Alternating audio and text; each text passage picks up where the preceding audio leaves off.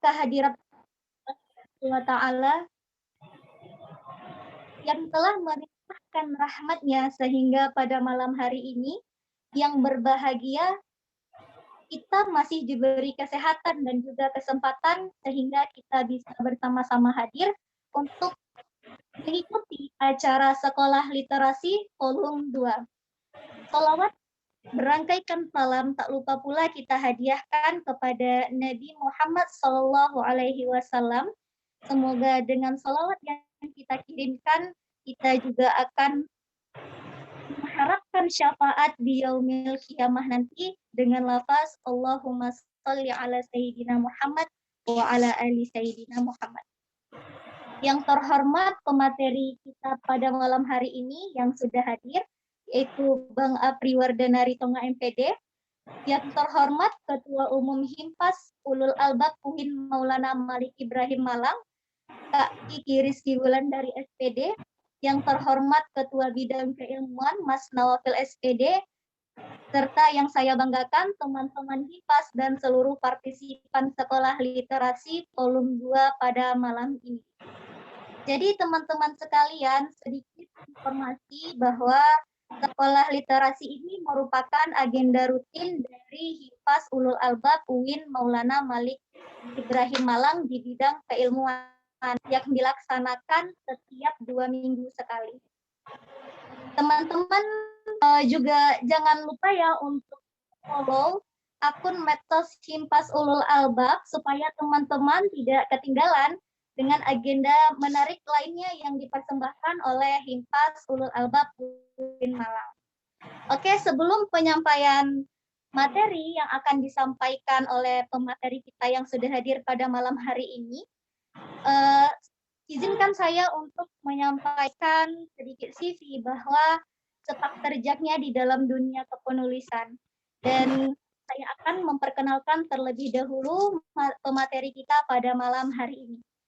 Jadi acara kita akan diisi oleh Bang Apri Wardanari Tonga MPD. Beliau lahir di Pasir Sidimpuan, Medan, Sumatera Utara, tanggal 9 Juni 1994. Nah, beliau sekarang merupakan guru di Tursina International Islamic Boarding School Malang. Beliau juga memiliki banyak pengalaman tentunya dalam organisasi. Dan juga kita mengetahui kontribusinya dalam dunia kepenulisan itu sangat luar biasa sekali ya teman-teman. Nah, di sini izinkan saya untuk menyampaikan beberapa kontribusi dari beliau, karena jika diuraikan satu persatu itu rasanya waktunya itu tidak cukup untuk menjabarkannya. Nah, di sini beliau adalah demisioner dari Himpas Ulul Albab UIN Malang, bidang keilmuan tahun 2019 hingga 2020. Beliau juga merupakan founder dari Kuliah Jurnal Profesional. Nah, jika teman-teman ingin menjadi penulis artikel profesional, kuliah jurnal ini sangat direkomendasikan untuk teman-teman agar dapat mengikutinya seperti itu. Nah, beliau sekarang juga menjadi bagian dari tim penilai buku pendidikan agama Kementerian Agama Republik Indonesia, ini bidang bahasa Arab. Masya Allah, luar biasa sekali. Beliau juga ternyata sering mengisi seminar, workshop, training, itu pada tingkat nasional. Tadi saya lihat ternyata telah banyak sekali tulisan-tulisan beliau ini yang publish di Sinta hingga Scopus kedua, Masya Allah. Jika teman-teman ingin kepo atau tahu lebih lanjut mengenai pemateri kita yang kece pada malam hari ini, Bang Apri bisa langsung follow itu akun sosial medianya Apri Wardanari Tonga. Dan juga teman-teman bisa cek Scopus ID-nya yaitu di 572191769921.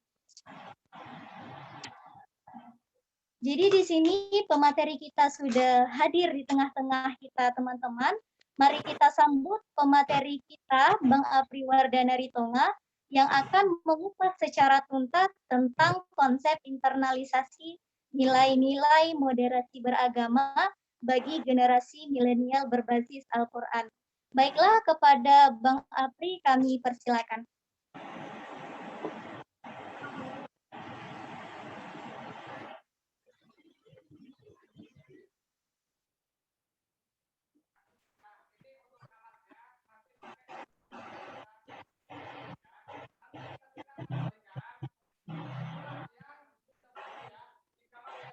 Cek.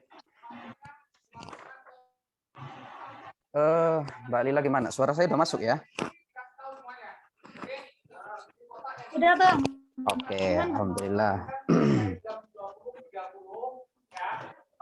Nanti sekiranya kalau suaranya putus-putus atau nggak jelas, ini bisa ditegur saja, nggak masalah. Teman-teman, assalamualaikum warahmatullahi wabarakatuh.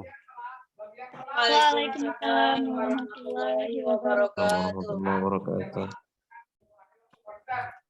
Alhamdulillahil badi'il hadi ila bayanin mahya'in rasyadi amad da'ar baban nuha wa rassama syamsal bayani fi suduril ulama fa absaru mu'jizatal qur'ani wadihatan bisati'il burhani wa syahadu matali'al anwari wa mahtawat alaihi min asrari summa salatullahi ma tarannama hadin yasukul isa fi ardil hima ala nabiyina al-habibil hadi ajalla kulli natiqin bid-dadi Muhammadin sayyidi khalqillahi al-arabi at-tahiril awahi asyhadu an la ilaha illallah wahdahu la syarikalah wa asyhadu anna sayyidana Muhammadan abduhu wa rasuluhul mab'us rahmatan lil alamin amma ba'du. Yang kita hormati dan kita muliakan teman-teman pengurus Himpas Ulul Albab UIN Maulana Malik Ibrahim Malang. Alhamdulillah malam ini kita juga dihadiri oleh Ketua Umum Mbak Kiki Rizky Wulandari, mudah-mudahan sehat selalu, dan juga teman-teman pengurus Himpas lainnya ya, baik dari ketua bidang dan juga anggota dan partisipan, dan juga teristimewa teman-teman peserta literasi ya Himpas Ulul Albab yang menjadi partisipan untuk teman diskusi kita malam ini. Alhamdulillah kita bersyukur kepada Allah Subhanahu wa taala, malam ini kita masih diberikan kesempatan untuk belajar bersama topik yang saya kira ini sangat fenomenal begitu ya, tidak hanya di kalangan mahasiswa, bahkan di kalangan elit di atas sana, para menteri, bahkan ini menjadi jargonnya Kementerian Agama untuk menerapkan sikap moderat atau moderasi beragama begitu. Jadi sebenarnya untuk topik tentang moderasi beragama ini sangat mudah kita dapatkan dengan perkembangan digital ataupun teknologi media sosial yang ada saat ini. Tapi teman-teman, sebagai bahan diskusi ya, dan kebetulan kita juga pernah menulis, bahkan sampai kemarin kita juga baru menyelesaikan satu tulisan masih berkaitan tentang moderasi beragama ya, moderasi beragama, Islam wasatiyah dan lain sebagainya. Mudah-mudahan kita bisa mengikuti agenda ini sampai akhir begitu ya, dan juga nanti kita nggak bisa menafikan bahwa ada kesalahan pandangan ataupun pendapat saya mungkin nggak sesuai dengan teman-teman, nggak masalah. Ini namanya ajang diskusi, begitu ya.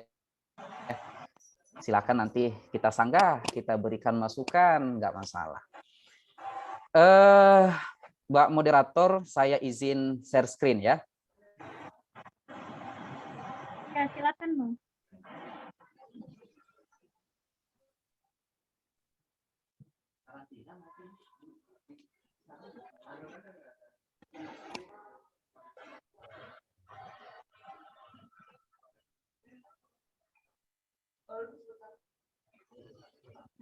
Sudah kelihatan? Sudah. Alhamdulillah.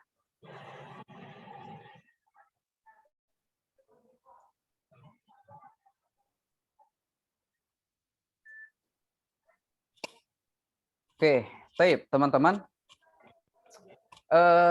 Seperti yang disampaikan Mbak moderator tadi, sebenarnya ini salah satu tulisan saya. Kebetulan ini memang tulisannya sendiri gitu ya, nggak kolaborasi dengan dosen ataupun senior, bahkan teman-teman yang lain. Ini saya tulis sendiri. Ini berangkat dari kegalauan saya dengan isu-isu yang banyak dibicarakan oleh kaum elit di atas sana tentang sikap moderasi. Kita itu sebagai umat Islam harus memiliki satu sikap moderat. Jadi saya coba cari itu, apa sih moderasi beragama? Apa sih Islam wasatiyah itu begitu. Jadi saya coba cari. Karena keasikan mencari, kemudian kita baca kan kurang bermanfaat begitu ya. Kalau kita hanya sekedar membaca, artinya kalau kita baca kita sendiri yang dapat gitu. Informasi yang kita dapatkan tentang moderasi beragama itu hanya kita konsumsi sendiri. Gimana kalau dituliskan? Kalau dituliskan itu pasti akan bisa dibaca oleh banyak orang. Sehingga saya cobalah tulis tentang isu moderasi beragama. Dan alhamdulillah ini terbit di awal tahun 2021, tepat di bulan Maret akhir ya. Nah, kemarin itu teman-teman dari Himpas menyarankan untuk review jurnal artikel di literasinya Himpas ini setidaknya Scopus begitu. Tapi saya lihat-lihat kajian Scopus saya itu masih berkaitan tentang bahasa Arab. Dan saya kira teman-teman peserta literasi ini majemuk ya, nggak hanya dari prodi bahasa Arab, tapi dari berbagai macam jurusan. Sehingga saya lihat inilah kira-kira yang cocok untuk kita diskusikan bersama begitu. Kalau minggu lalu itu Kak Suci sudah membahas tentang artikel yang berkaitan dengan pembelajaran bahasa Arab di era pandemi. Nah, kalaupun minggu ini kita harus bahas itu, rasanya mungkin kajiannya nggak jauh-jauh beda begitu ya. Karena kajian Scopus saya itu juga masih berkaitan dengan teknologi pendidikan ataupun pembelajaran di era pandemi. Baik teman-teman, artikel yang saya tulis, yang publish di awal tahun 2021 itu yang akan kita diskusikan sekarang, sesuai dengan tema yang saya tuliskan di sini, konsep internalisasi nilai-nilai moderasi beragama bagi generasi milenial berbasis Al-Quran. Topik ataupun diskusi pembahasan kita malam ini nggak usah banyak-banyak, saya batasi. Yang pertama, saya ingin memaparkan apa sih urgensi, ya, kemudian objek dan bagaimana sikap moderasi beragama itu. Kemudian kita ingin melihat sejauh mana penjelasan Al-Quran tentang Islam wasatiyah atau moderasi beragama. Kemudian kita sebagai milenial, saya yakin teman-teman yang hadir di sini merasa milenial begitu ya. Dan memang iya, nanti kita bisa ukur, kita bisa uji semilenial apa kita. Nah, gitu ya. Dan kalaupun kita milenial, bagaimana peran kita sebagai milenial untuk bersikap moderat. Nah, dan yang terakhir nanti bagaimana sikap moderasi beragama di tengah kemajemukan masyarakat Indonesia. Teman-teman, yang pertama kita harus lihat dulu ini. Moderasi itu apa sih? Jadi sebelum kita jauh-jauh membahas bahwa moderasi itu bla bla bla bla, kita harus duduk dulu nih. Moderasi itu apa? Secara etimologi ini tentunya banyak ya. Banyak orang yang menafsirkan bahwa moderasi itu A, moderasi B, moderasi C. Tapi benang merahnya sangat jelas. Yang pertama secara bahasa bermakna di tengah. Di tengah berarti tidak ke kiri dan tidak ke kanan, di tengah. Posisinya itu di tengah. Ya. Lawan moderasi ini atau lawan posisi di tengah ini tidak ekstrim, gitu loh. Tidak ekstrim kanan maupun ekstrim kiri. Nanti kita juga akan bahas. Ekstrim kanan ini juga ada di kupas dalam materinya ilmu kalam. Nanti coba kita lihat. Bagaimana ilmu kalam menjelaskan tentang sikap ekstrim kiri dan juga ekstrim kanan ini. Dan juga wasatiyah secara bahasa itu tidak berlebih-lebihan.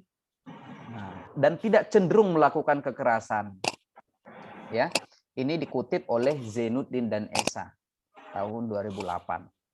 Secara bahasa, Islam moderat diterjemahkan dalam sebuah konsep Islam yang berada di tengah. Ya, secara istilah ini tidak ekstrim dan tidak berlebihan. Dan dalam konsep beragama tidak cenderung untuk melakukan kekerasan, apapun itu alasannya. Kalau kita lihat sekarang ini banyak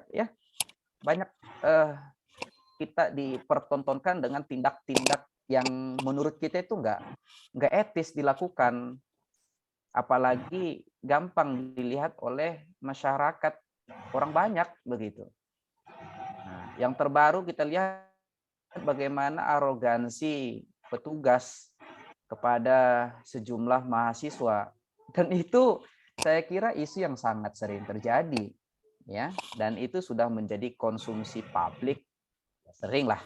Nah, tapi tidak hanya kekerasan dalam bentuk visual seperti itu, ada juga kekerasan yang terjadi tidak dalam bentuk visual. Nah, ya, dan itu yang harus dicegah melalui sikap moderasi beragama.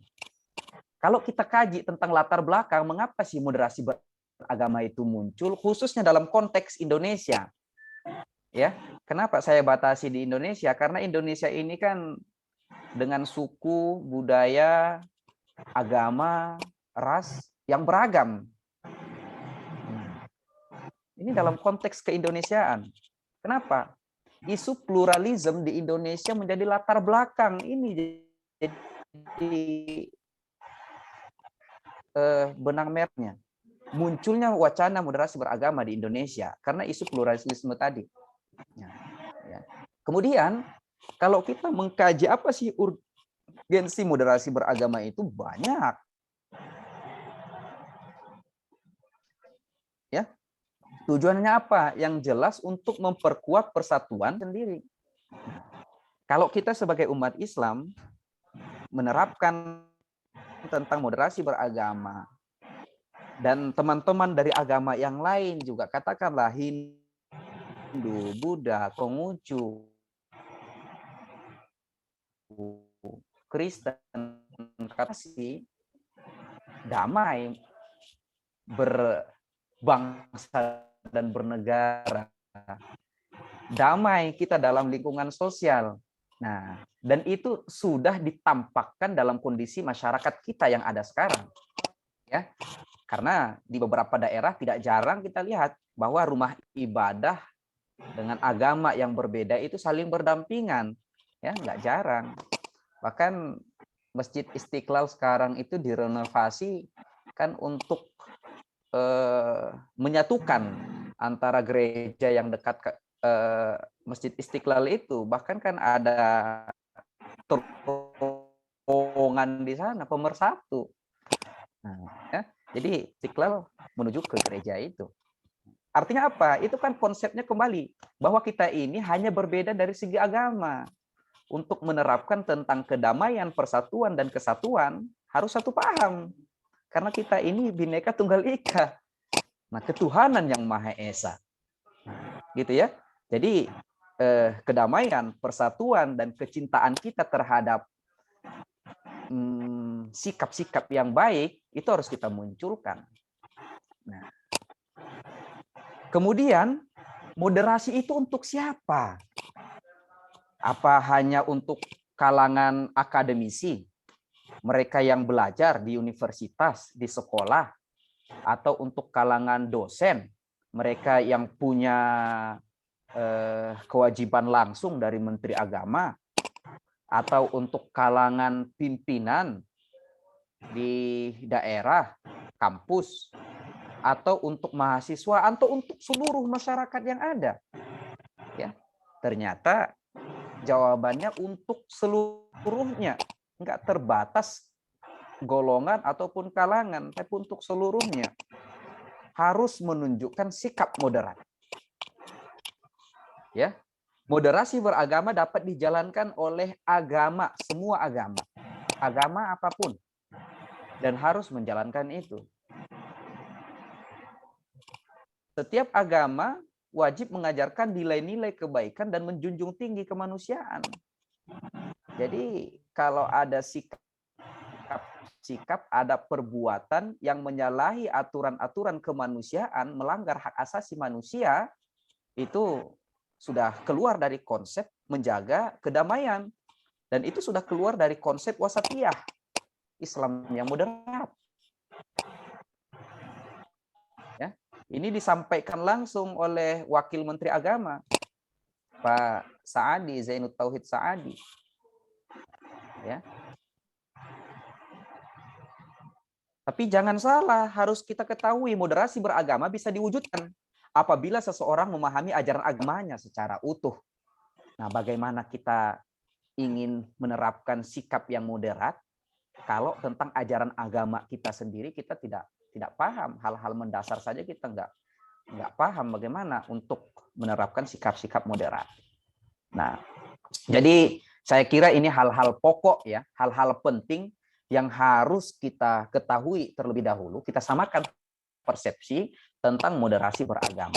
Kalau dari segi etimologi maupun terminologi, bahwa sikap moderat itu kita harus garis bawahi mencintai sikap yang damai, tenang, tentram, menghindari sikap-sikap untuk berbuat kekerasan. Nah, jadi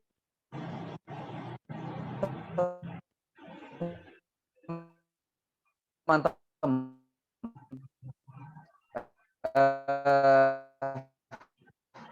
ekstrim ini dalam bahasa keislaman kita kenal dengan tatoruf, tafrid, al-ghulu. Nah, ini ekstrim kiri maupun ekstrim kanan. Nanti jadi ada namanya tatoruf tasyaddudi dan juga ada namanya tatoruf tasahuli. Tatoruf tasyaddudi ini yang kita kenal dengan ekstrim kanan. Ada 3 poin dalam ekstrim kanan ini. Ya.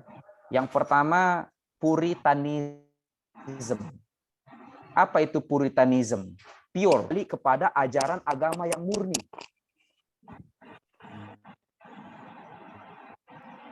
Ini nih, kembali kepada ajaran agama yang murni. Berlandaskan Al-Quran dan Sunnah. Kalau tidak sesuai dengan ajaran Al-Quran dan Sunnah, bid'ah. Ah, ini kan, ini yang keras ini nih. Yang kita kadang, aduh kok bisa gitu ya? Gitu kan pikiran kita.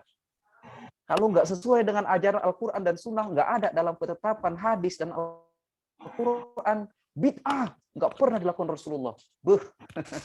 Ini nih, puritanism. Itu ekstrim kanan, atau tasyaddud. Ada yang kedua, fundalism ataupun radikalism. Ya, radikalism itu akar katanya radix. Apa itu? Mereka yang suka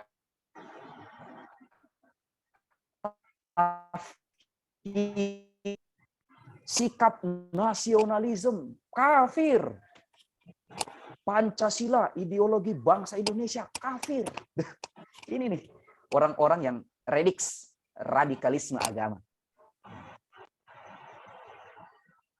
Kemudian yang ketiga, yang masuk dalam kategori ekstrim kanan itu irhabi. Dalam bahasa keseharian yang kita kenal dengan terorisme. Mereka punya landasan ayat dalam Al-Quran itu, wa man lam yahkum bima anzalallah faulaika humul kafirun. Orang yang berbuat menghukumi sesuatu tidak sesuai dengan ketetapan Allah, mereka kafir. Orang yang kafir harus dibantai, dimusnahkan. Nah, ini nih sikap irhabi terorisme. Kemudian yang kedua, setelah ekstrim kanan ada ekstrim kiri. Ekstrim kiri ini tatoruf tasahuli. Tasahuli dari katanya saja, tasahuli menggampang-gampangkan, memudah-mudahkan, bahwa Islam itu mudah. Ya. Nah, ini adalah golongan liberalisme. Dari asal kata to liberal, membebaskan. Ini nih, liberalisme ini. Membebaskan atau menggampang-gampangkan. Jadi baik ekstrem kanan maupun ekstrem kiri ini satu sikap yang tidak dibenarkan. Nah, makanya muncullah moderasi beragama untuk menjadi pilihan pertengahan atau jalan tengah dari yang kedua ini. Bahwa kita tidak boleh bersikap terlalu ekstrem kanan dan juga ekstrem kiri, tapi harus berada di tengah. Dalam konteks agama disebut dengan Islam wasatiyah ataupun moderat. Terus teman-teman, kita ingin melihat nih, bagaimana sih penjelasan Al-Quran tentang Islam wasatiyah, ya? Seorang akademisi namanya Syekh Ali Muhammad As-Salabi, beliau menulis buku judulnya Al-Wasatiyah fil Qur'anil Karim. Nah, tahun 2007 lalu terbitnya. Beliau menuliskan setidaknya ada 4 istilah wasatiyah yang dicantumkan dalam Al-Quran. Yang pertama kita bisa lihat dalam Al-Quran surah Al-Baqarah 143. Wa kadzalika ja'alnakum ummatan wasata. Ya, jadi wasato di sini artinya paling adil, bermakna adil dan juga pilihan. Ya, apa artinya? Dan demikian pula kami telah menjadikan kamu di situ maksudnya umat Islam, sebagai umat yang adil dan pilihan, agar kamu menjadi saksi atas perbuatan manusia, dan agar Rasul menjadi saksi atas perbuatan yang kamu lakukan. Nah, jadi wasato di sana, ya, akar kata dari wasatiyah, wasato, itu maknanya adil dan pilihan. Bahwa kita umat Islam ini orang yang paling adil dan juga umat pilihan dibandingkan umat-umat yang lain. Kalau kita akan mengkaji satu ayat ini aja tentu butuh waktu gitu ya. Tapi kita mencari makna dari wasato itu aja, wasatiyah, untuk menghubungkan topik kita malam ini begitu. Kita nggak akan mengulas bagaimana asbabun nuzul, apa makna perkata dalam ayat itu. Enggak. Terlalu luas maknanya nanti. Kemudian yang kedua, Al-Quran juga menjelaskan tentang makna wasatiyah itu masih dalam surah Al-Baqarah 238. Hafizu ala sholawati was sholatil wusta. Wa qumu lillahi qanitin. Peliharalah sholatmu, kata Allah. Dan peliharalah sholat wusta.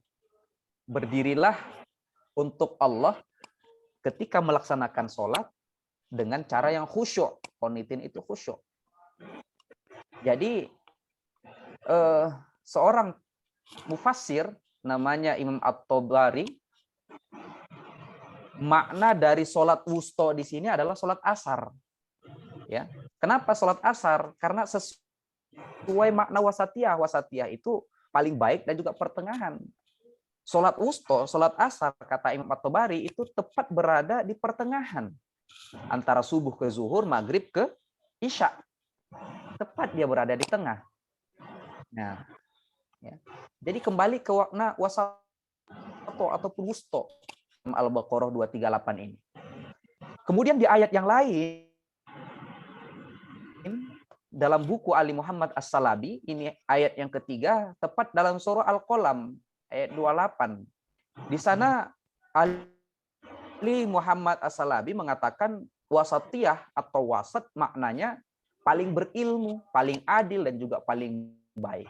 Qala awsatuhum alam aqul lakum laula tusabbihun. Berkatalah orang yang paling baik pikirannya di antara kalian. Bukankah aku sudah katakan agar kalian bertasbih kepada Allah Subhanahu wa taala? Ya. Jadi awsatuhum, awsat di sana maknanya yang paling berilmu, paling adil dan juga paling baik. Ya, masih akar kata wasato. Kemudian yang terakhir yang disampaikan oleh Ali Muhammad As-Salabi Dalam surah Al-Adiyat ayat 5, fawasatna bihi jam'a. Fawasatna, wasato. Ini maknanya pertengahan. Dan kuda-kuda perang menyerbu ke tengah kumpulan-kumpulan musuh. Ya. Jadi wasato di sana maknanya pertengahan.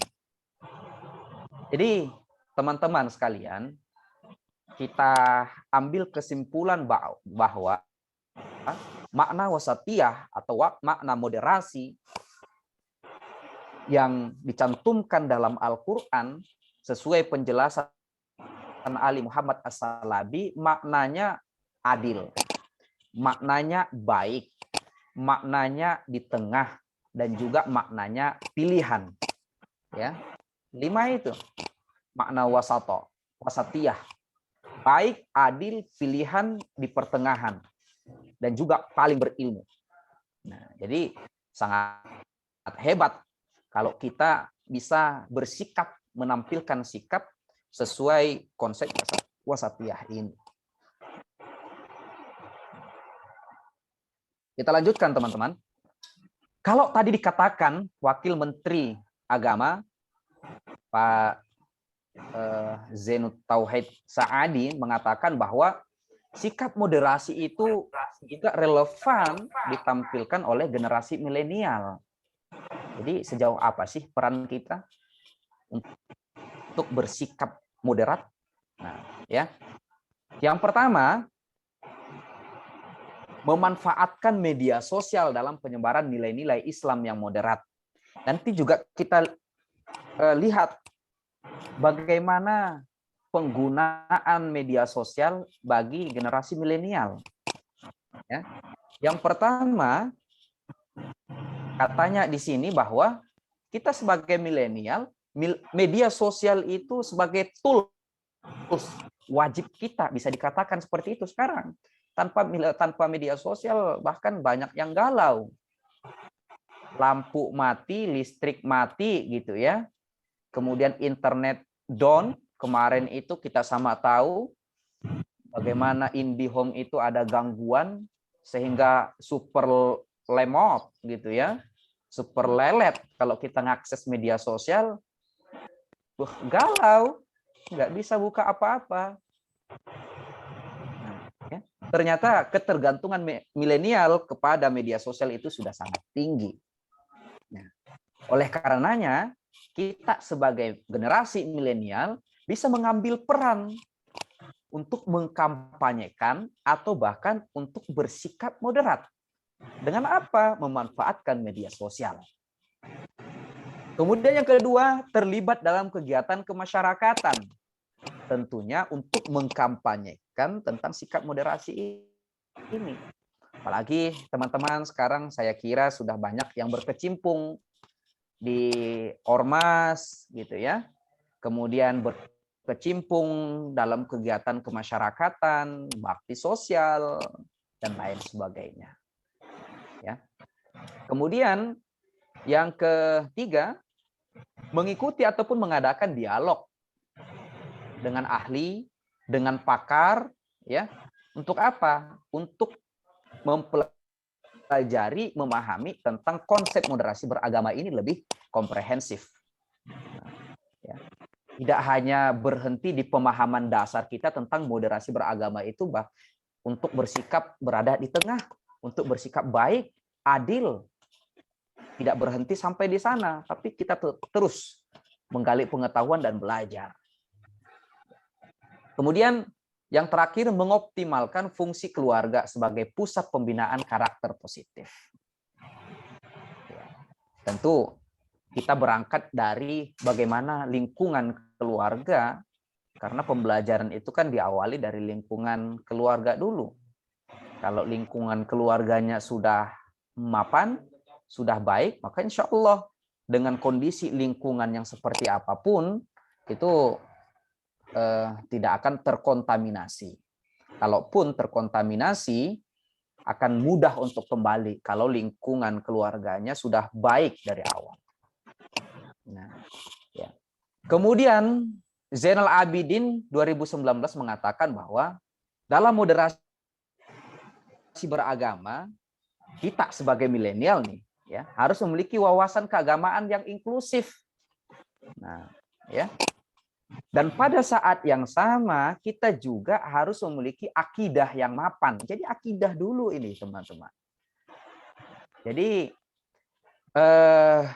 kita punya wawasan keagamaan yang inklusif, secara bersamaan kita juga mengupgrade pengetahuan kita tentang keagamaan itu sendiri. Bagaimana Islam itu, gitu. Ya, ini.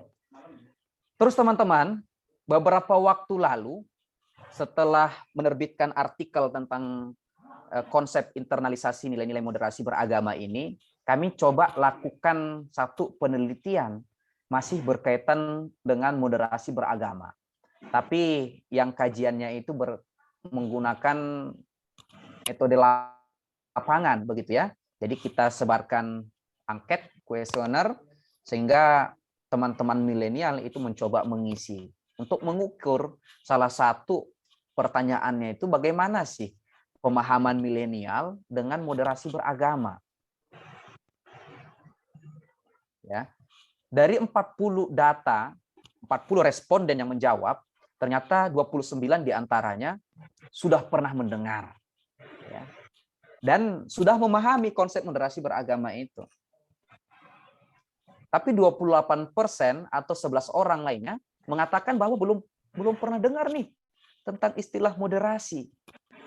Jadi pertanyaan kita, apakah tidak mendengar sama sekali atau tidak menggunakan media sosialnya untuk mengarungi ilmu yang berkembang sekarang? Bahkan sekarang kampus-kampus ini sangat getol ya untuk mengkampanyekan tentang moderasi beragama. Sekarang ini apapun kegiatannya pasti kembali kepada moderasi beragama, teman-teman. Saya lihat ini perkembangan tentang kegiatan-kegiatan di kementerian gitu ya. Saya coba akses artikelnya. Ternyata banyak juga nggak hanya Menteri Agama, Kementerian Agama yang menerapkan isu kerja moderat. Mayoritas di kementerian itu juga sudah menerapkan dan menargetkan bahwa moderasi beragama ini harus teraplikasi di lembaganya mereka. Ya. Jadi artinya nggak hanya kampus-kampus yang di bawah naungan Menteri Agama, kementerian, tapi semuanya ya, semuanya. Baik di kampus-kampus umum, baik swasta maupun negeri dan lain sebagainya. Jadi teman-teman, ini menjadi satu catatan bagi kita bahwa ternyata masih ada teman-teman kita di luar sana yang belum memahami, bahkan belum pernah mendengar tentang istilah moderasi beragama ini. Ya, ini sangat kita sayangkan bagaimana untuk mengaplikasikan sikap yang moderat kalau kita sendiri belum tahu gimana sih sikap yang moderat itu begitu. Jadi ini penting ya. Dan kita bertanya-tanya nih, kita sekarang ini masuk kategori milenial atau gimana sih? Begitu ya. Apa sudah lewat? Ternyata BPS, Badan Pusat Statistik, itu telah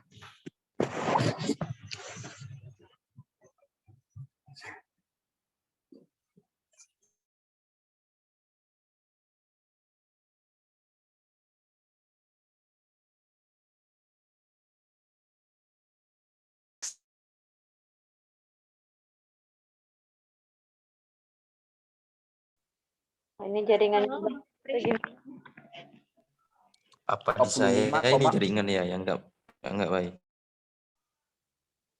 kayaknya Bang Apri mengalami gangguan Iya, dari kayaknya sepertinya dari Bang Apri. Mungkin ditunggu sebentar. Sepertinya beliaunya terus berbicara itu.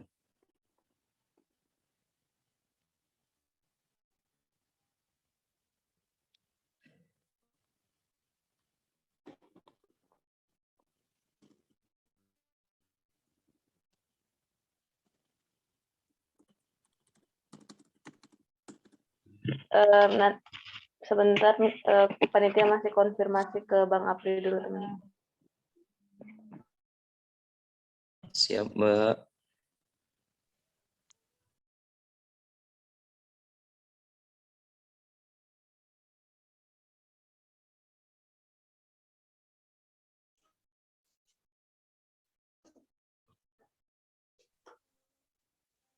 Halo Bang Apri. Iya, suara saya sudah masuk.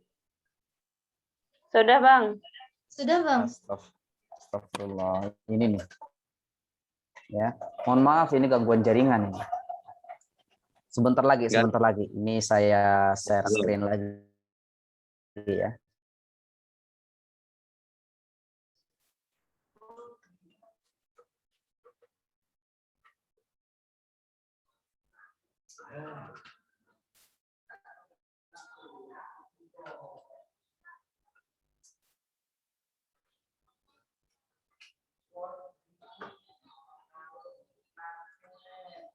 Sudah masih ini ya? Masih aman ya? Aman, Bang. Aman. Aman, Bang. Monggo.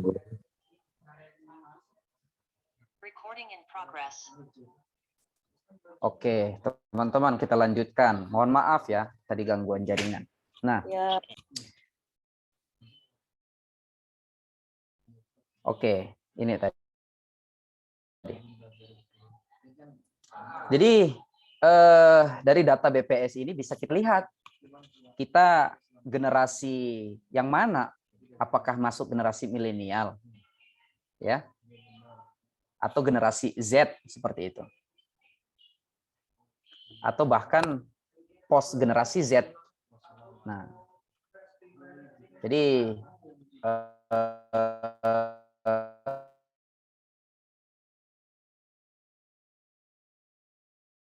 ini juga harus menjadi catatan. Suara saya masih aman ya?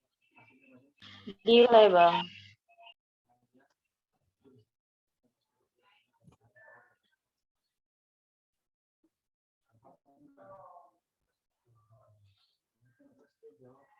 Oke, mudah-mudahan nggak ada masalah lah. Oke, teman-teman, sebagai milenial gitu ya, ini ada satu tools yang sudah mendarah daging sepertinya bagi milenial. Kenapa kita bilang begitu? Ini berdasarkan survei yang dilakukan oleh Asosiasi Penyelenggara Jasa Internet Indonesia atau APJI. Ya. Di mana mereka mencatat bahwa pengguna aktif internet di Indonesia itu mengalami perkembangan mulai dari tahun 2018 sampai 2020 begitu. Di mana tahun 2018 itu pengguna aktif internet itu 64,8%. 171,17 juta jiwa. Kemudian di tahun 2019-2020 ini mengalami perkembangan lagi. Dari 171 menjadi 196,71 juta jiwa pengguna internet aktif atau 73,7%. Ya. Nah, jadi dari sini bisa kita lihat bahwa pengguna internet itu sangat-sangat masif.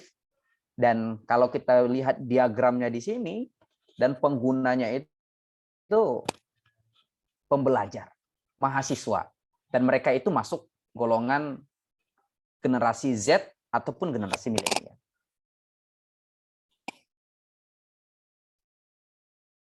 Oke teman-teman, saya kira untuk materi kita malam ini hanya cukup sampai di sana saja. Baik itu tentang konsep moderasi beragama itu sendiri, Islam wasatiyah, bagaimana penerapannya dalam lingkungan kita sehari-hari, kemudian bagaimana Al-Quran menjelaskan konsep wasatiyah, kemudian apa peran kita sebagai kaum milenial dengan penggunaan internet tertinggi, bahkan ketergantungan kita dengan internet itu juga sudah sangat masif begitu ya. Jadi saya kira kita tidak punya alasan untuk tidak ikut serta mengkampanyekan sikap yang damai, yang tentram, yang saling mencintai dan juga menghargai perbedaan. Jadi akhir kata, belajar saling memahami dan menghargai perbedaan, mengoptimalkan diri untuk berbuat kebajikan, selalu mengasah keterampilan, dan mempertajam pengetahuan adalah bagian cara generasi milenial dalam mengimplementasikan sikap moderasi di tengah kemajemukan. Saya kira ini teman-teman, banyak salah, mohon maaf, apalagi gangguan internet, mudah-mudahan bermanfaat, dan akhirnya saya kembalikan kepada moderator.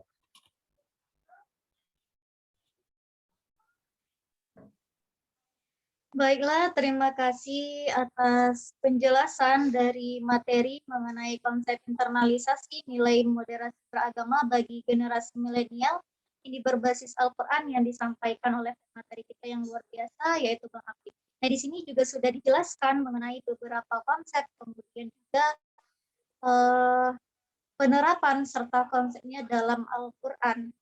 Sudah panjang lebar tadi pemateri kita menjelaskan, saya buka kesempatan ataupun sesi selanjutnya bagi teman-teman yang ingin bertanya dan berdiskusi langsung dengan pemateri, dipersilakan kepada teman-teman.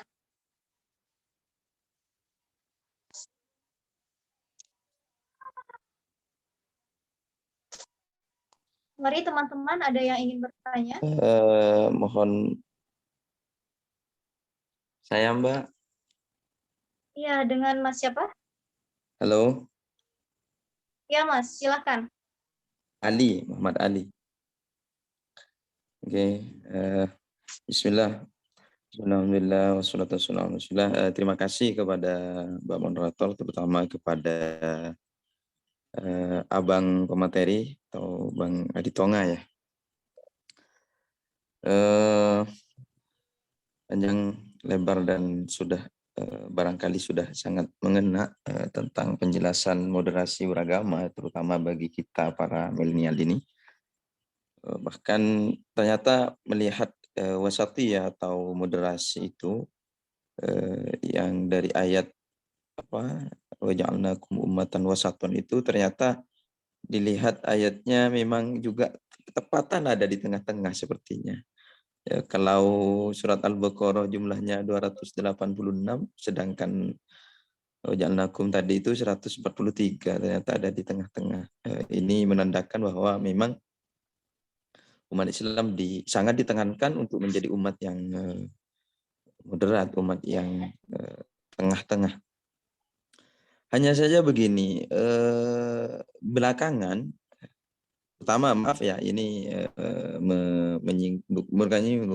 menyebut satu organisasi misal NU yang kebetulan sepertinya memang di kalangan NU ini memang umat Islam yang sangat moderat, begitu tampak kemoderasiannya.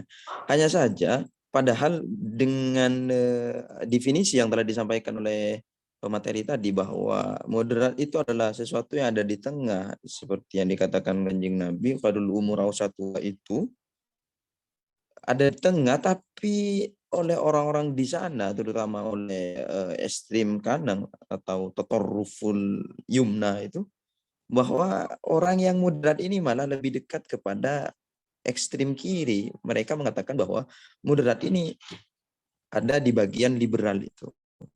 Jadi seakan-akan siapapun yang memilih untuk menjadi umat yang moderat malah dituduh sebagai orang yang liberal.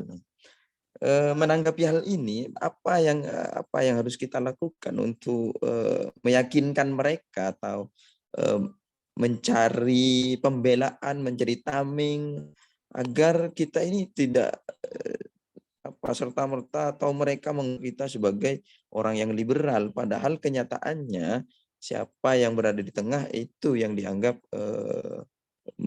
moderat ya. Meskipun barangkali memang NU ini saya kira orang-orang moderat ini malah lebih dekat ke ekstrim kiri sepertinya begitu. Cuman pada kenyataannya kita kan memang perjalanan kita ada di tengah, memang tidak ke kanan dan tidak ke kiri. Kalau mengutip pandangannya Kiai Hasani Sidogiri itu santri itu adalah mereka yang tidak tolak kanan, tidak toleh kiri. Berarti santri itu orang yang moderat. Ini kalau ke santri. Nah, umat Islam memang begitu. Cuman bagaimana cara kita menanggapi hal ini? Menanggapi atau mencari pembelaan dan sebagainya akan tuduhan yang disampaikan mereka bahwa kita ini adalah orang yang lebih dekat kepada liberal itu. Terima kasih, Mbak. Seperti itu ya.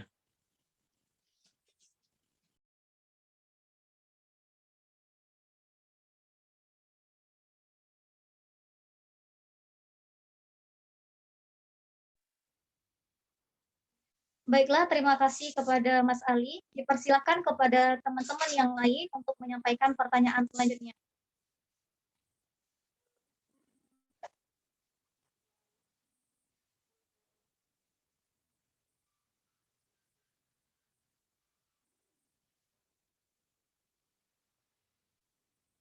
Teman-teman yang lain ada yang ingin bertanya, diskusi lebih lanjut mengenai internalisasi moderasi beragama ini?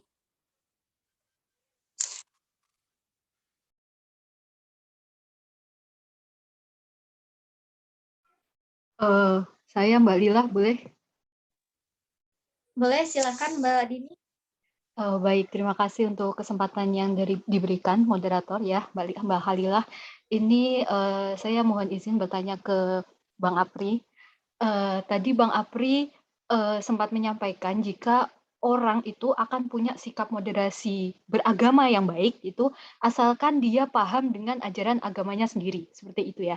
Kemudian saya pernah baca ini salah satu teori perkembangan spiritual atau agama juga disebutnya ya, spiritual atau agama. Ada beberapa pihak yang mengatakan ini teori perkembangan spiritual, ada juga yang mengatakan bahwa ini teori perkembangan agama.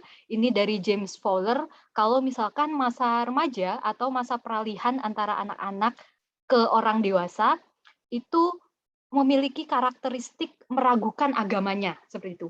Kemudian dia tuh mulai bertanya-tanya apakah ini agama yang aku ikuti benar, apakah ajaran ini memang sesuai dengan aku dan lain sebagainya seperti itu. Nah, jadi berdasarkan teori tersebut sikap beragama seseorang itu akan dibentuk di sini. Kalau misalkan lingkungan dia bergaul di tempat yang tepat, dia akan agamanya akan berkembang dengan baik. Kalau misalkan enggak, lingkungannya buruk, agamanya juga akan menurun seperti itu ya. Kemudian saya ingin tahu aja sih dari perspektif Bang Apri ini, kapan sih sebenarnya sikap moderasi itu harus diajarkan dan harus berkembang?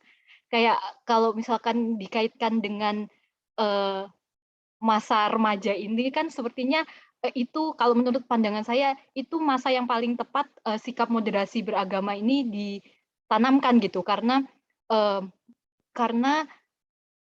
ya itu tadi mereka dalam masa-masa pencarian jati diri dan mempertanyakan agama mereka kayak gitu. Kemudian apakah apa yang saya pikirkan itu benar atau mungkin seharusnya itu sikap moderasi beragama itu harus ditekankan, diajarkan dan harus dimiliki atau harus dapat berkembang itu kapan? Kemudian sebagai milenial sebenarnya gimana sih kita tahu kita tuh sudah cukup berbuat moderat? Sebenarnya itu pertanyaan saya. Gimana kita tuh tahu kalau misalkan apakah sikap kita itu cukup moderat atau dan lain sebagainya, atau misalkan belum berkembang sikap moderat kita gitu. Dan sebagai milenial juga, apa sih yang bisa kita bantu buat teman-teman anak remaja ya gitu untuk menumbuhkan sikap moderat mereka, karena yang saya sampaikan tadi kalau misalkan mereka dalam masa pencarian dan mempertanyakan agama gitu karakteristiknya ya. Mungkin cukup itu dari saya Mbak Lila. Apakah bisa ini ya ditangkap gitu pertanyaan saya gitu. Terima kasih. Baiklah, terima kasih. Jadi sudah terkumpul 2 pertanyaan dari teman-teman semua. Kita persilahkan kepada pemateri kita untuk menjawab pertanyaan pertama ini. Bagaimana cara kita untuk meyakinkan atau menanggapi serta mencari pembelaan atas pandangan orang lain yang menganggap bahwa sikap moderasi itu disamakan dengan sikap liberal. Kemudian pertanyaan kedua itu kapan sikap moderasi yang seharusnya diajarkan dan dikembangkan untuk milenial dan bagaimana caranya kita tahu bahwa sikap kita tadi itu sudah terdapat sikap moderasi.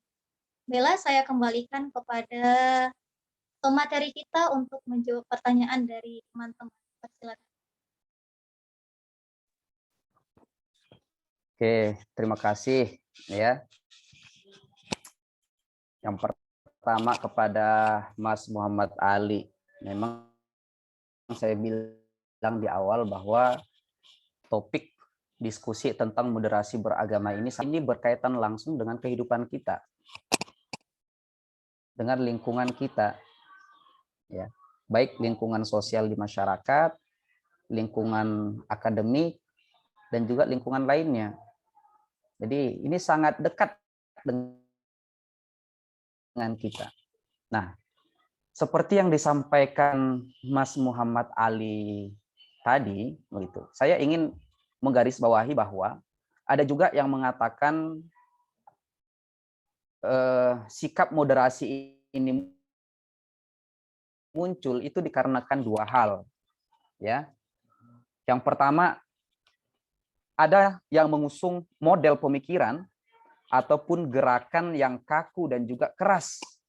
Golongan ini dikenal dengan mereka al-Khawarij al-Judud, New Khawarij. Ini mengusung model pemikiran dan gerakan yang kaku dan juga keras, al-Khawarij al-Judud. Nah, apa pandangan mereka? Mereka memandang bahwa agama Islam itu adalah agama nas dan juga konstan. Kalau sudah agama yang nas dan juga konstan, itu agama yang tidak membutuhkan perubahan. Tidak menerima perubahan. Perubahan dalam hal apa? Dalam hal ajarannya, ya, baik itu dalam aspek akidah, ibadah, hukum, dan juga muamalat. Karena sudah agama yang konstan, nggak ada perubahan di sana. Itu yang pertama. Kemudian yang kedua, ada model yang kedua. Mereka ini juga model yang mengatasnamakan Islam. Pemikiran dan juga gerakan liberasi Islam. Mereka disebut dengan Mu'tazilah al-Judud, New Mu'tazilah. Nah, model yang kedua ini atau New Mu'tazilah ini, mereka mengusung narasi dan pemikiran yang rasional. Mereka menganggap bahwa agama itu merupakan sesuatu yang cair. Kalau sesuatu yang cair ini harus terbuka dong dengan perkembangan-perkembangan yang ada. Nah, ya, harus terbuka dengan perkembangan yang ada. Kalau sekarang zaman ini sudah berkembang, apalagi teknologi sudah berkembang, mereka mengusung agama itu nggak usah terlalu kaku, nggak usah terlalu ketat, nggak usah terlalu keras. Ya, ikut aja dengan perkembangan zaman. Nah, kalau dua paham ini kita aplikasikan, ya, terlalu keras ataupun terlalu kaku, kemudian terlalu lunak atau terlalu cair, ini justru bahaya. Kenapa bahaya? Ya, karena kalau terlalu kaku, artinya kita ini menutup mata dengan perkembangan. Islam itu sangat terbuka dengan sesuatu, apalagi dengan perkembangan zaman yang ada. Tapi jangan sampai dengan perkembangan zaman itu lantas menggampangkan beragama. Ya, cukuplah dengan perkembangan zaman ini kita gampang menuntut ilmu, bukan beragama. Masa lantas dengan perkembangan teknologi bisa ngezoom khotib Jumat nggak ada di daerah, bisa ngezoom khotib Jumatnya di Jakarta, sholat Jumatnya katakanlah di Malang.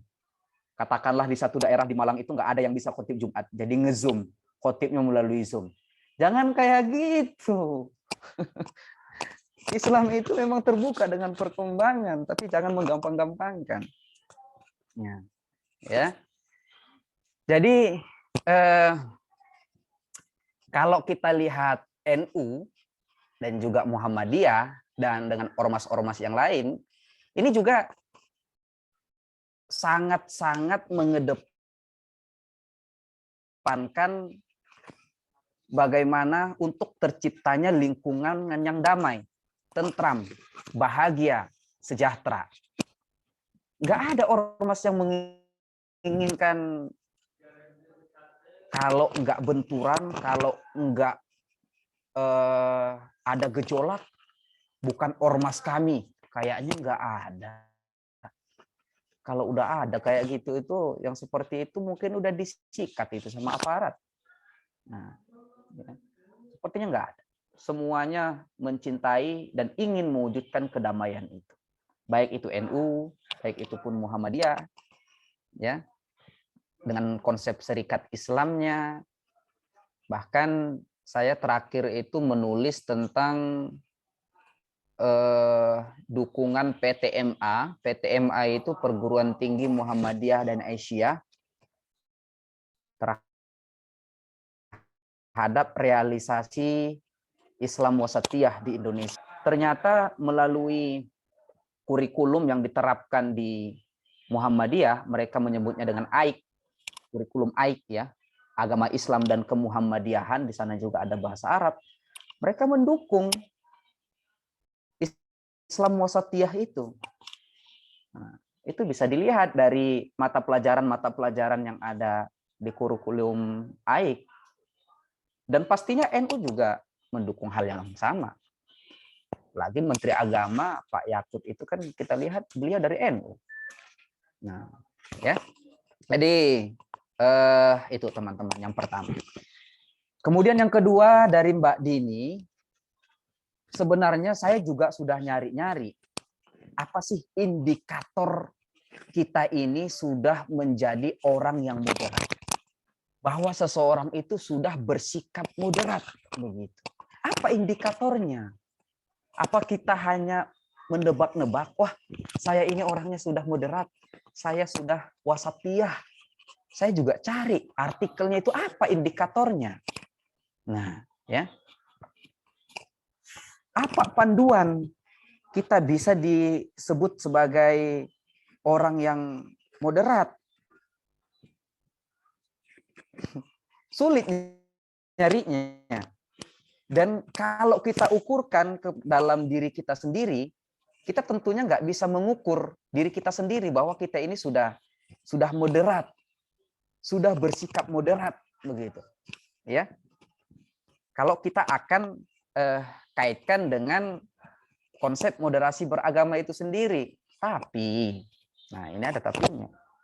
Tapi teman-teman, ketika kita lihat pentingnya moderasi beragama itu dan kita lihat bagaimana moderasi beragama kemudian memberikan pencerahan tentang apa sih sikap yang moderat itu, sehingga kita bisa lihat bahwa sikap yang moderat itu harus ditunjukkan semua orang melalui bagaimana dia bersikap kepada orang lain, ya, menghargai pendapat orang lain, bahwa pendapat itu nggak bisa seenaknya kita harus sama pendapat kita dengan pendapat orang lain. Pendapat kita mungkin saja berbeda dan pendapat orang lain pasti akan berbeda juga dengan kita, walaupun kemungkinan bisa juga sama, tapi nggak akan selamanya sama, pasti ada perbedaan. Kalaupun ada perbedaan, kita harus menghargai itu. Ya. Jadi kalau kita melihat makna di atas, kemudian kita bisa mengukur ke dalam diri kita, wah, saya mencoba untuk bisa menghargai pendapat dan juga bisa menghargai perbedaan ini. Ini sebagai wujud saya untuk bersikap moderasi. Nah, ya. Jadi kalau itu tadi teman-teman ya, kalau kita akan ukur, tapi kalau kita buka lagi, coba teman-teman buka websitenya Kementerian Agama, ternyata di sana itu sudah dimuat ya. Bagaimana sih kriteria atau ketentuan orang-orang yang bersikap moderat atau moderasi beragama. Coba nanti teman-teman. Yang pertama dicantumkan di sana harus memiliki komitmen kebangsaan. Nah, tentu untuk poin pertama ini aja, ini juga membutuhkan indikator. Bagaimana indikator seseorang yang memiliki komitmen kebangsaan? Ya, ini kesulitannya ini. Nah, kemudian yang kedua, menunjukkan sikap toleransi. Kalau sikap toleransi, ini sepertinya bisa kita ukur diri kita sendiri. Bahwa kita sudah menjunjung nilai-nilai toleransi. Nah, saudara-saudara kita yang non-muslim, mereka beribadah di rumah ibadah mereka sendiri, ya udah kita biarkan. Kita berikan mereka ruang untuk beribadah. Nah, itu salah satu wujud toleransi. Nah, kemudian yang ketiga, anti kekerasan. Kalau kita cinta damai, ini kita bisa ukur kriteria yang ditetapkan oleh Menteri Agama. Nah, ya. Kemudian yang seterusnya, penerimaan terhadap tradisi dan juga budaya. Kalau agama yang lain memiliki tradisi di balik, katakan di agama Hindu, Buddha, mereka memiliki tradisi yang berbeda, tradisi yang biasa kita lakukan sebagai orang Islam, ya udah kita terima tradisi mereka, nggak usah kita bantah. Ngapain lu buat demikian? Apaan lu? Kalau di Padang itu Sumatera Barat ada namanya tradisi tabut. Kayaknya di Bengkulu juga ada hal yang serupa, tabut, ya. Itu tradisi budaya. Nggak usah kita bantah, datang ke sana. Kita sampaikan, kalian ngapain? Nggak pernah ada zaman Rasulullah, bid'ah. Ah, ini yang kayak gini ini. Ya. Nah. Jadi teman-teman, setidaknya itu kriteria yang dirumuskan oleh Kementerian Agama. Untuk kriteria ataupun indikator lah bisa dikatakan, bagaimana sih seseorang sudah bisa dikatakan memiliki sikap moderat atau memiliki sikap moderasi beragama. Jadi saya kira itu, Mbak Lila, terima kasih. Baiklah, terima kasih atas jawaban yang telah disampaikan oleh pemateri kita. Nah, di sini ada pertanyaan selanjutnya dari chat pribadi, akan saya bacakan. Assalamualaikum, izin bertanya lewat chat. Jadi di dalam Islam, apakah moderasi disebut dengan manhaj wasatiyah? Jika demikian, berarti kita berada di posisi tidak hulu dan tidak meremehkannya. Nah, bagaimana kita mengenalkan manhaj wasati ini ke kalangan para pemuda? Karena seperti yang kita lihat sekarang, banyak pemuda yang masih awam. Apakah ada materi-materi pengantar untuk menyampaikan hal moderasi ini? Dipersilahkan kepada Bang Apri untuk menjawab pertanyaan. Sudah jelas, Bang? Oke, terima kasih. Sudah. Jadi teman-teman memang betul ya. Moderasi beragama itu moderat itu bahasa Latinnya. Kalau dalam keagamaan Islam atau dalam Islam moderasi itu dikenal dari kata bahasa Arab wasapo, wasatiyatul Islam. Artinya berada di tengah. Itu memang sudah konsepnya ya. Jadi untuk makna moderasi ini sendiri itu nggak hanya ada dalam Islam. Kenapa? Karena moderat itu sendiri berasal dari bahasa Latin. Wasatiyah yang baru dari bahasa Islam, bahasa Arab begitu. Artinya untuk sikap wasatiyah moderasi beragama ini nggak hanya ditampilkan oleh masyarakat Islam non-Muslim, juga jauh hari orang-orang Barat itu juga sudah menginginkan wasatiyatul Islam ataupun moderasi ini begitu ya. Jadi bagaimana mengajarkan tentang moderasi beragama ini kepada kaula muda, kepada teman-teman kita, atau bahkan kepada generasi pembelajar sekarang ya, dengan cara yang sangat mudah di era perkembangan digital sekarang, mencoba mengkampanyekan moderasi beragama itu melalui media sosial ya. Nah, jadi saya kemarin dengan Kak Suci, beliau itu senior saya di kampus, menulis satu artikel tentang perspektif generasi milenial dalam moderasi beragama melalui media sosial. Nah, ya. Jadi kita lihat teman-teman, kita telaah, kita analisis bagaimana kampanye moderasi beragama di media sosial. Ternyata kalau kita telisik lagi, di samping banyaknya isu-isu miring di luar konteks moderasi beragama, juga banyak di sana kampanye tentang sikap moderasi itu sendiri. Ya, tuntunan untuk bersikap moderasi banyak di media sosial. Sebaliknya, tuntunan untuk bersikap tidak moderasi juga banyak di media sosial, nggak bisa kita nafikan. Nah, ya. Jadi dari penelitian kita itu, dari kajian kita bisa lihat bahwa ternyata media sosial itu menjadi media yang sangat efektif, yang sangat bisa digunakan sekarang ini untuk mengkampanyekan sikap-sikap moderasi. Bahkan kalau teman-teman follow Instagramnya Kementerian Agama, di sana juga sering ya memuat tentang isu-isu moderasi beragama, tentang teori apa sih moderasi beragama itu, atau teman-teman buka di kanal YouTube-nya banyak ya dari Kementerian Agama itu. Bahkan kemarin alhamdulillah kita diberikan kesempatan untuk menjadi penilai buku pendidikan agama Islam. Di sana itu ada 2 kategori untuk buku bahasa Arab dan juga buku PAI. Di sana juga sudah menekankan beberapa instrumen penilaiannya itu sudah harus menekankan tentang sikap moderasi beragama. Itu bukan buku SMA SMP loh teman-teman. Itu beragam ya. Itu bahkan ada yang untuk anak SD, MI. Sudah harus memuat tentang isu moderasi. Kalau sudah ada tindak kekerasan, baik dalam bentuk gambar maupun ilustrasi dalam buku itu auto bukunya digagalkan. Nggak akan bisa terbit.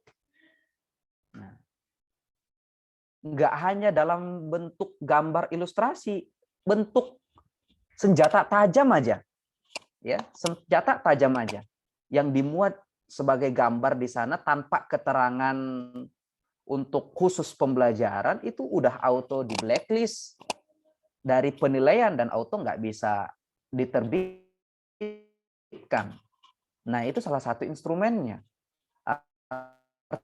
Artinya apa?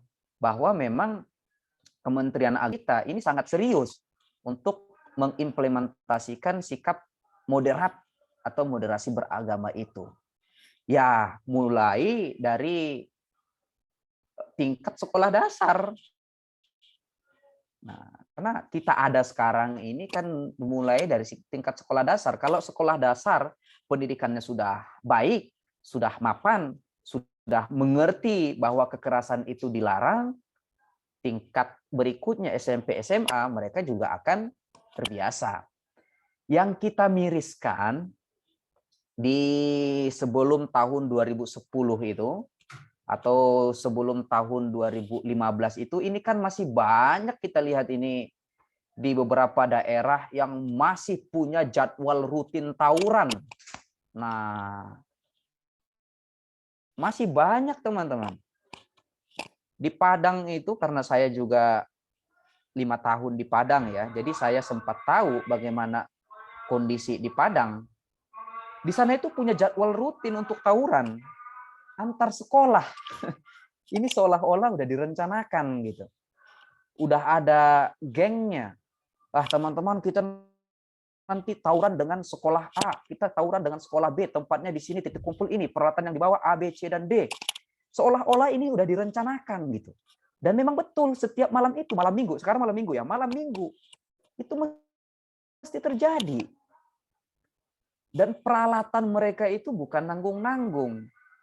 Bukan pentol bakwan tahu isi. Ini senjata tajam, teman-teman. Besi, linggis, kalau teman-teman tahu linggis ya.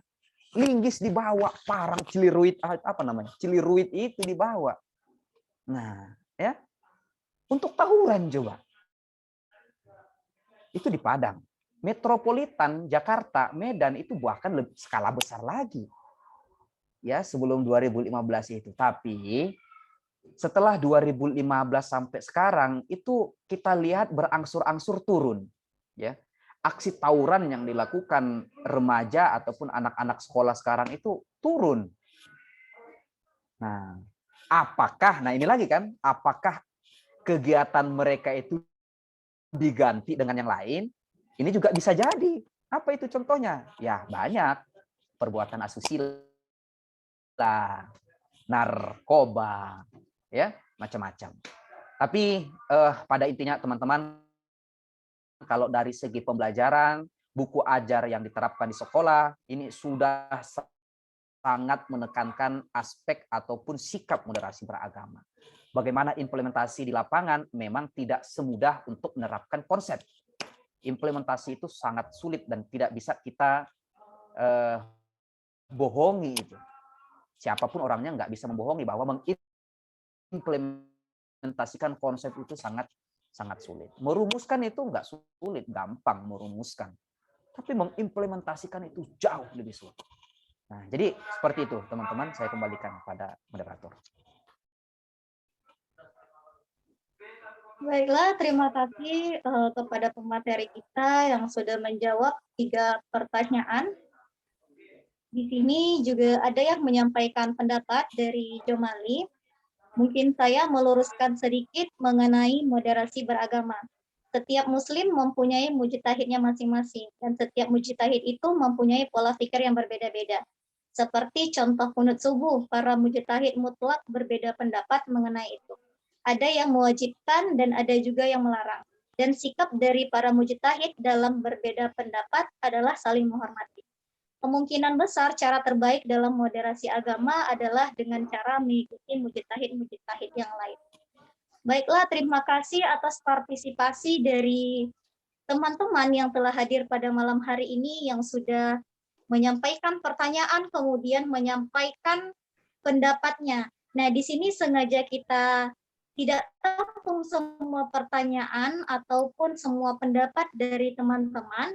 Ini diharapkan agar untuk kedepannya teman-teman juga memiliki kesempatan atau meluangkan waktu, serta juga bisa bersilaturahmi dengan pemateri kita atau dari teman-teman Himpas Ulul Albab sendiri, berdiskusi baik itu mengenai moderasi beragama ini atau mengikuti agenda-agenda menarik lainnya dari Himpas Ulul Albab. Baiklah, terima kasih atas segala partisipasi teman-teman pada malam hari ini. Saya kembalikan kepada pemateri kita untuk menyampaikan closing statement-nya pada malam hari ini. Dipersilakan. Oke, terima kasih teman-teman. Saya sangat merasa bahagia begitu ya, karena bisa memaparkan temuan kami, temuan penelitian, dan ini saya kira satu kesempatan besar. Jadi kita nggak hanya menuangkan hasil penelitian itu dalam bentuk tulisan, tapi bisa kita presentasikan. Itu saya kira satu kesempatan yang luar biasa. Tapi saya harus garis bawahi bahwa sikap moderasi beragama itu juga harus menyesuaikan dengan kondisi lingkungan daerah masing-masing. Ada beberapa pandangan seperti yang disampaikan teman-teman pendapat tentang moderasi beragama itu memang betul, bahwa banyak mujtahid, ulama mazhab saja sampai 4. Artinya mereka punya pandangan yang berbeda-beda, dan itu lumrah dalam hukum Islam. Ya, kalau kita lihat konsep yang ada di Indonesia dengan yang ada di luar sana, ini nggak bisa disatukan, nggak bisa disamakan, dan kita nggak bisa memaksakan untuk sama dengan mereka. Walaupun sentralnya Islam itu ada di Mekah, Madinah, katakanlah begitu ya. Tapi ajaran yang ada di sana nggak bisa dipaksakan untuk ada di Indonesia. Apa itu contoh?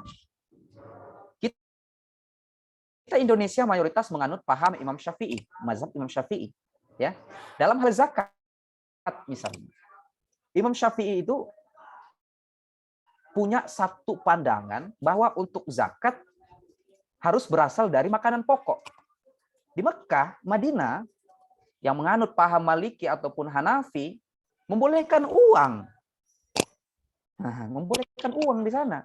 Walaupun kemudian banyak diterjemahkan di Indonesia untuk zakat fitrah boleh pakai uang. Artinya apa?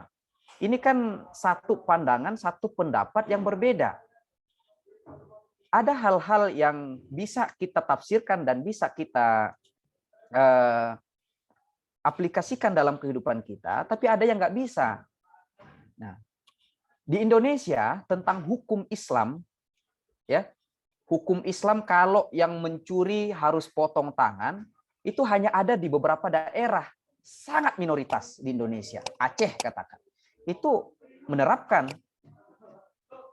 Tapi banyak daerah-daerah yang nggak menerapkan tentang hukum kisos, hukum yang ada dalam Islam itu sendiri. Walaupun itu hukum Islam loh ya. Itu yang sudah digariskan dalam Al-Qur'an. Fa'tau aydiyahuma. Potong kedua tangannya kalau mencuri. Nah, tapi nggak semua daerah dalam Islam itu menerapkan. Artinya untuk pendapat-pendapat yang seperti ini juga menyesuaikan dengan daerah, lingkungan, kondisinya masing-masing. Jadi saya kira teman-teman kita selaku generasi milenial gitu ya, kemudian kalangan akademisi sudah seharusnya kita menggali potensi atau juga menggali informasi ilmu dengan perkembangan teknologi yang ada hari ini dengan seluruh aspek materi ataupun isu yang sedang berkembang.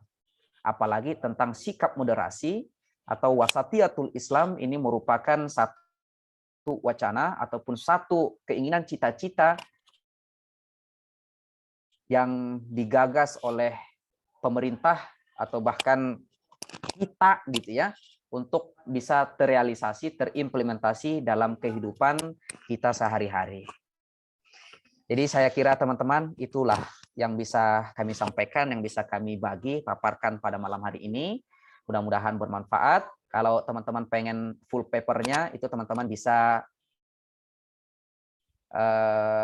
buka jurnal Al-Afkar ya. Nanti bisa lihat di sana vol 4 tahun 2021. Atau teman-teman merasa kesulitan, buka saja Google Scholar saya. Kalau Google Scholar-nya juga merasa kesulitan, coba ketik aja deh nama saya gitu ya. Apri Wardana Ritonga, mudah-mudahan atas kekurangan dalam memaparkan materi, dan sampai berjumpa lagi di lain waktu dan juga kesempatan. Akhirul kalamin, ihdinas siratal mustaqim. Assalamualaikum warahmatullahi wabarakatuh. Waalaikumsalam warahmatullahi wabarakatuh. Warahmatullahi wabarakatuh. Terima kasih Bang Apri.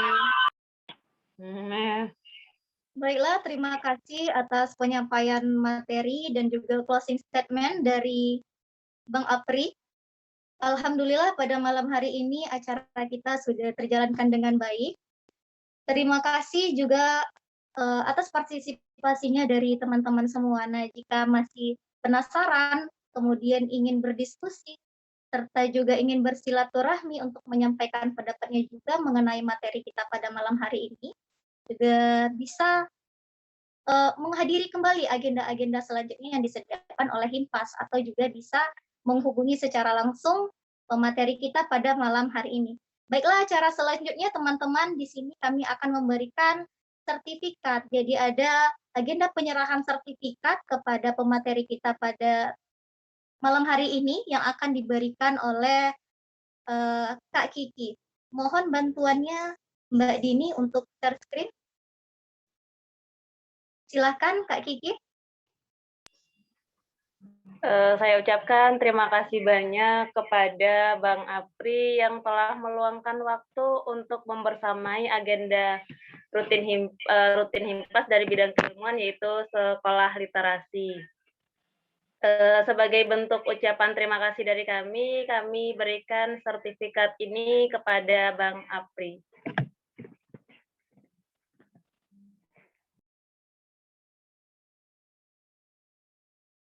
Alhamdulillah, terima kasih teman-teman, terima kasih kesempatannya.